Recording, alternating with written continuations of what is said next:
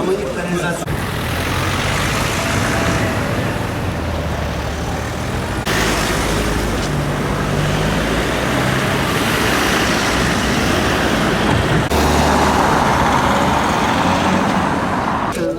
Ama onun kısmeti ya.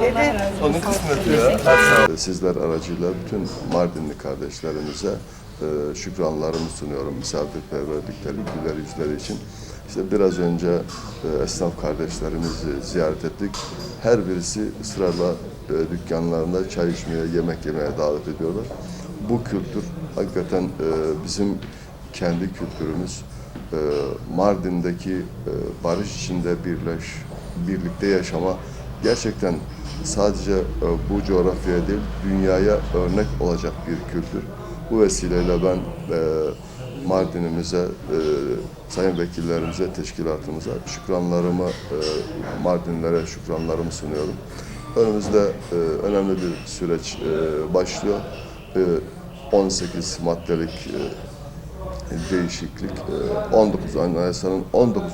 değişikliği ama bu 18 maddelik değişiklik her biri birbirinden önemli maddeler içeriyor. Artık yeni bir hükümet etme sistemini getiriyor. Bazen ne yazık ki bunu rejim değişikliği gibi adlandırmak isteyenler bilerek veya bilmeyerek çıkıyor. Asla böyle bir şey söz konusu değildir. Yasama ile yürütmenin birbirinden net bir şekilde ayrılmasıdır. Bu sistemin adı Cumhurbaşkanlığı sistemidir. Yasama meclis kendi görevini yapacak. Yasama kanunları çıkaracak. Yürütme de meclisin çıkardığı bu kanunları etkin, hızlı, kararlı bir şekilde uygulamaya koyacak.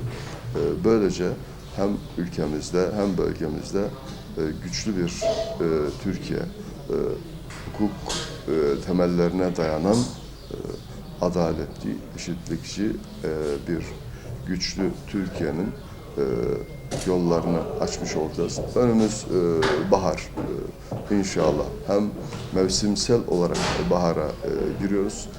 Gerçekten Artvin'e, özür dilerim Mardin'e bahar gelmiş görüyorum.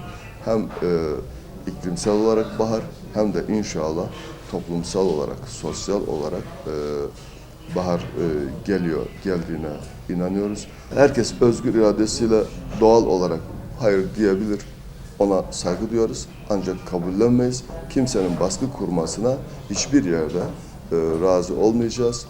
Bakın anlarsınız zaten kimler birlikte ve hayır diyor. Bir ona bakın. Bir de kimler beraberce evet diyor. Ne dediğimi hani gözüme bakın anlarsınız diyor ya. Bunu vatandaşımız en güzel şekilde anlıyor. Geçmişte de hep karartmalar yaptı. Ama milletimizin feraseti bunu hep bu oyunları bozdu, bu tuzakları, bu kumpasları bozdu. Güneydoğumuzda, doğumuzda gerçekten halkımız, vatandaşımız bu ferasetiyle çukur siyaseti yapanlara arasında mesafe koydu. Çekemiyorsun var mı hiç? Çok güzel. Namaz vakti de. Kapanmaz buralar ya.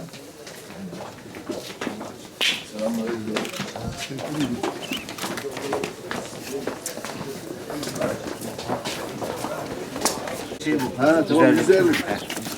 Güzelliklerini yerde yedik çözümü. Doğru. Evet. Doğru. Yaktıkları bu efendim.